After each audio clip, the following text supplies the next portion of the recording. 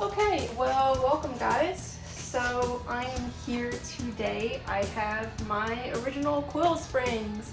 You might be wondering why I have these. The reason I have these is because as I'm working on the build for this car, there's a lot of just like spinning my wheel thinking about all the work I have left to do to make the car better, all the work I need to catch up on, like deferred services before the car can officially be better.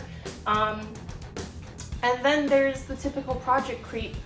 Oh, while I'm in there, I might as well X, Y, and Z, so on and so forth. So, the biggest thing going on right now is that I'm still trying to be on somewhat of a deadline to get the car back up and running by the end of this summer. I don't think I'm gonna get there beginning of summer at all. But that's besides the point. The point is that I'm just trying to keep a timeline that's relatively realistic somewhat. So I still have a ton of other stuff I have to buy to continue down the path I'm going. So the long story short is that I've started to obviously do some front suspension work because I'm tackling the rust and I'm repainting everything. So while I'm in there, I already have these.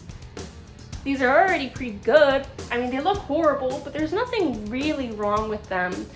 And honestly, I don't think that the majority of my handling issues were from the coils being coils. I think it kind of just came down to my ball joints being gone, my end link bushings being non-existent, and all sorts of stuff like that. The car isn't even aligned properly. I don't even think that the shafts that were in the control arms were ever centered, because I don't think they would have worn the way they did if they were, but I digress. So I'm just trying to mitigate some of the stuff I'm buying and waiting on parts for. I also read a ton of forum posts saying, oh, well, if you do the Shelby drop and you do the 1-inch lowering spring, well, my factory springs were already so clapped out that blah, blah, blah, blah.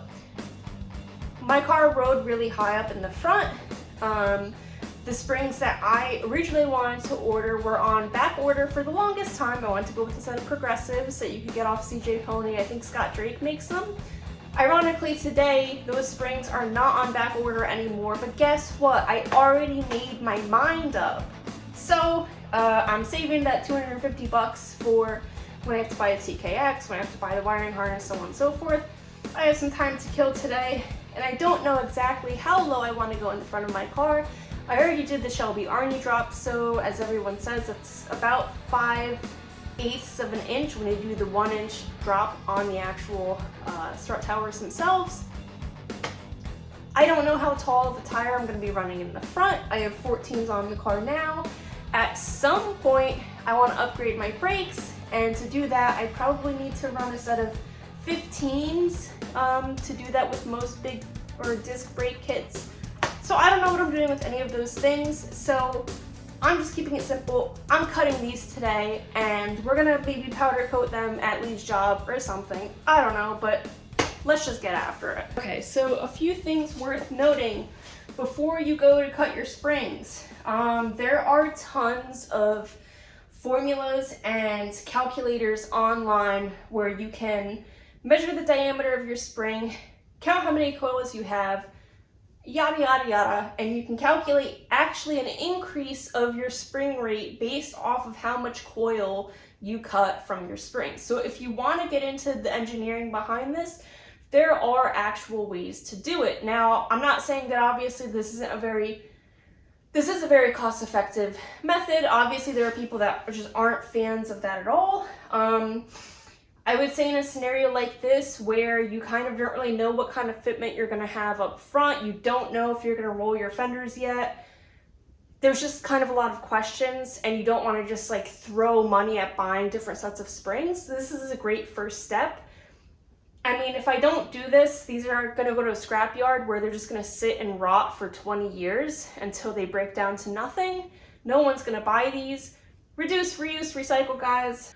I'm not saying that these aren't going to sag a little bit compared to what these did when they were new. Of course, they probably do, but I think with all of those things considered, I think that these are still perfectly usable And I think, again, like I said, it's worth trying if you're in a scenario like me. So there's a lot of different recommendations. I want to say that the standard is that if you cut half of a coil off, that will roughly end up leading to a 1-inch drop with all the weight on the front of the car. I don't know if I want to do 1 full-fledged inch with the Shelby Arnie drop. I kind of really just wanted to level out the front compared to the rear. In the rear, my leaf springs are sagging super bad. My shocks are probably gone. My front shocks, you press them with your bare hand, they stay completely compressed. So there was a lot going on with this car, but these springs still held the front of the car up pretty high. So I don't know if I want to do a whole half, and I don't think a quarter is going to be enough. So what I'm going to do is I'm actually going to do a third. So I'm thinking here that if you think of like the Mercedes-Benz logo, and like that's like the center here. So like I'm going to go to like right about here on both springs. And I'm just using painter's tape to mark my spot. You probably don't need to, but just so I can double check that both sides are relatively the same, because I mean, again, you're probably not tracking the car if you're doing this, but if you're thinking about corner balancing and weight distribution and how the car sits across the board, if you're on flat pavement, you want these to be fairly consistent and even. So I'm just gonna line this coil up. Also too, if you're going to cut these, obviously you cut from the bottom end. You don't cut from the top because you need that nice machined finish up top to be completely flush and even and what have you. So if you're thinking about cutting springs, you only cut from the bottom. Okay, so rule of thumb, always wear gloves. Always eye protection, always ear protection. Put a guard on this, don't be like me.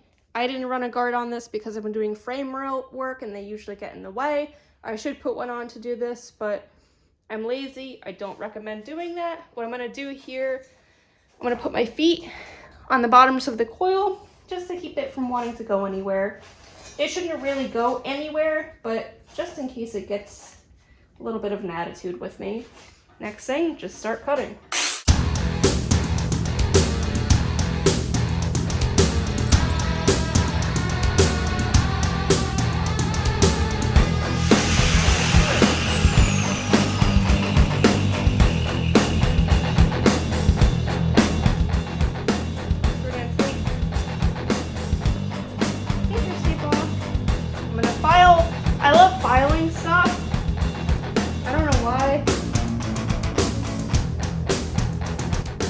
Okay, so I have my cut coil springs in a bucket. I'm gonna do some electrolysis today. Try to clean them up for cheap and for minimal labor. So what I'm gonna do here, I'm gonna take one of the points here where there's not as much rust. I'm just gonna scrub it down really quickly. I'm gonna use this as my contact point. So the way that electrolysis works is it takes, I don't know, rust anodes or something like that and pulls it off of the ground of your object, and the charges bring it over to the positive of your sacrificial metal. So I am just prepping this one section here to apply the negative clamp to, just so it has a better connection. I already scotch-brightered my sacrificial metal, and I am starting with a base of baking soda, which I converted to washing soda in my oven in this little disposable tray. I baked it at 300 for about an hour and a half or so, and that seemed to be the perfect amount because in the last half hour that I checked it, it finally started to visually look like washing soda. So if you're like me and you cannot find washing soda in any of your local stores, just buy this big bag of baking soda and just convert it in your oven when you go to heat up some food. I also have hot water from my sink here too, just to help with the mixing and solution creation process. So what I'm going to do now is going to put my newly converted washing soda in here. And then obviously I have my trip here, which is going to be doing the magic.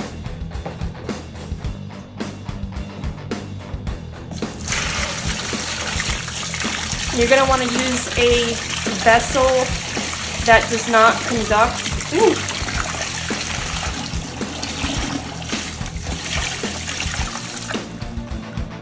You're going to want to be using a vessel that does not conduct electricity. So a plastic car wash bucket is totally perfect for your vessel, and coil springs fit pretty good in it. Ideally, you'd also want to use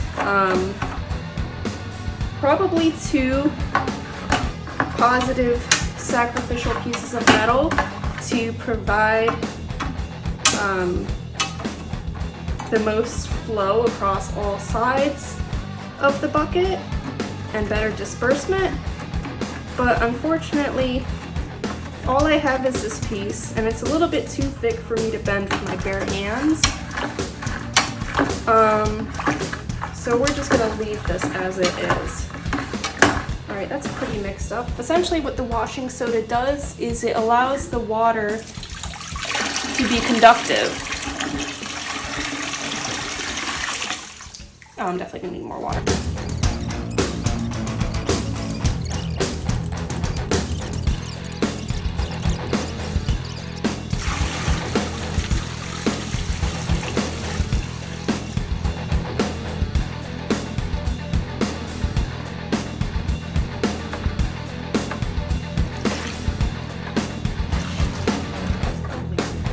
I don't want to. Are you gonna flip them? Yeah, because I'm gonna need to flip them regardless because they stick out, so that's fine. One thing I forgot to mention, a probably safe bet to do is to make sure that both pieces, even though they're touching in the bucket, you might as well just connect them together to ensure that your ground is traveling all the way through both pieces, and so that when you come back to check on them, you're not gonna have one that's totally, in better shape than the other. We're just going to trim down the excess, and then we'll go back to letting it do its thing overnight. Okay, so update on my electrolysis setup. It's worth noting that if you have a more modern style battery charger like this, these won't work unless they detect voltage from a battery, I found out. So in order to get one of these chargers to work with your setup, if you have an old school battery charger, that might work as is, but if you have one of these, connect it to a spare battery of some sorts, then take jumper cables from that to your sacrificial metal, and then the part you want to clean, and then you're back in business. And you could tell that this is working because you could see all of the carbonation, molecular, activity on the sacrificial metal there. You're getting all this buildup of foam back on the top again. You can see all of the water moving, and you can see there's all this crud on top. So that is all of the rust. The anodes are being pulled off of the part that I'm rust removing, and they're going to be slowly moving onto the sacrificial metal there. So we're gonna let this keep going for the rest of today because I'm working on the front suspension of my car and prepping that for paint. So this is gonna keep going, and we're gonna flip them at some point too to do the top 2 coils and see what happens.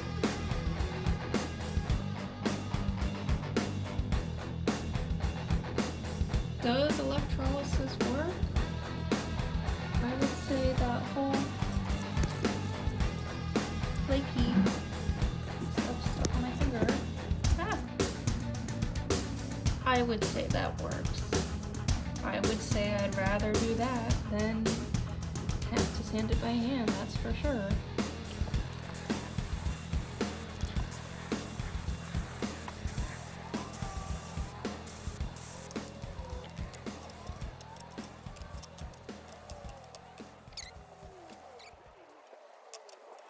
It's pretty uniformly gray at this point.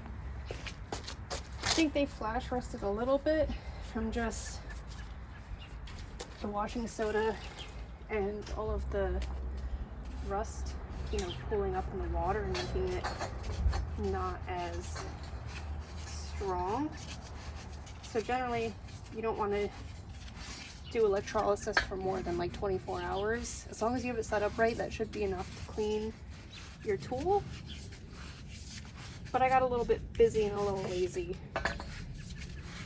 and that's why I did what I did. What do you think, Lee? They came out pretty good. This one's done? Yeah, it's just drying now. It's probably still dirty because I'm using a dirty rag to clean them off. And my gloves are all dirty. I think that's as good as you're gonna get for a 60-year-old spring. Yeah, and for like a free cleaning method that was essentially no labor, I'm gonna Scotch-Brite that, put like 1 coat of self-etch prime. Paint it black, put it back. That's it. Okay, so I just dried them all really quick, and you could see that probably wasn't perfect.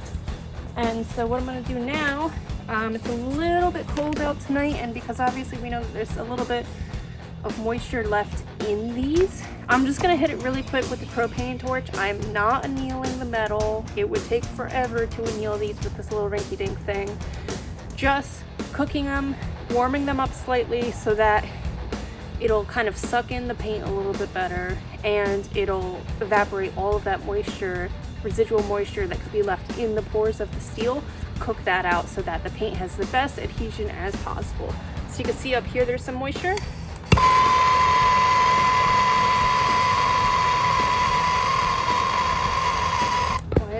Why is this whistling? Why are you whistling? See how it just cooked a bunch of that out?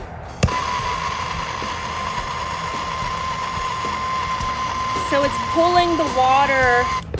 Let me get in front of the camera so I can make sure you guys can see.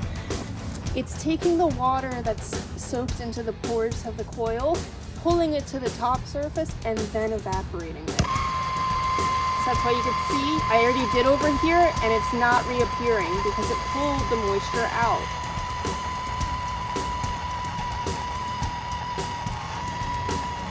A lot of times engine builders will do this with engine blocks that they had just dipped, so that when they go to paint them, am I running out of propane?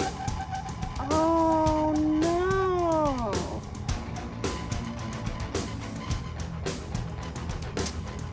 No wonder. I don't think I have another can.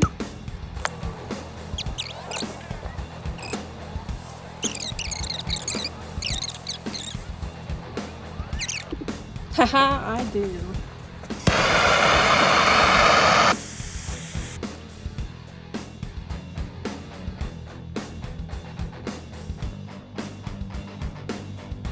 Alright, now that we got those heated up and all of that water evaporated out, we're going to do a quick layer of self-etch. Now, I'm not going to go crazy doing like 50 million layers of primer and paint because these are coils, and they're always going to be expanding and contracting. So you want the paint that's on it to stay flexible. And generally speaking, the more layers of paint you put on a product, the more likely it is to get thick and not match the level of flexibility as the material, the substrate it's on.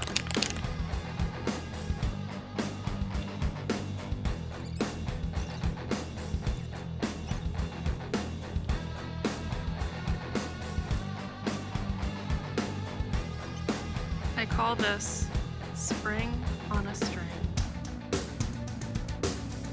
Okay, it's now dusk. I'm doing 1 coat of paint tonight, letting it dry, and then tomorrow flipping them over, putting them back on the stand, and they won't touch when they're on the stand.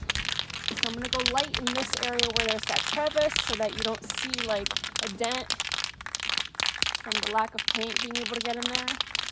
But we'll touch it up when we flip the other side, because there's no way to get all of the sides of springs without needing to orient them different ways, and well, they only stand up one way. So here we go. I'm doing engine enamel gloss black just because I feel like it's a pretty decent gloss black, and that's what I have.